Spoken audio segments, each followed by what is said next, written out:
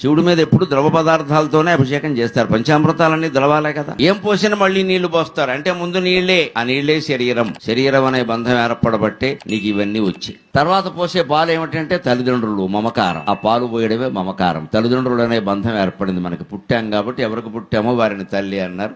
ఆ పుట్టకి బీజప్రాయమైన కారణమైన పెద్ద మనిషిని తండ్రి అన్నారు. ఇది పాల బంధం. తల్లిదండ్రుల బంధం పాలలాగా స్వచ్ఛంగా ఆర్ద్రంగా మమకారంతో ఉంటుంది.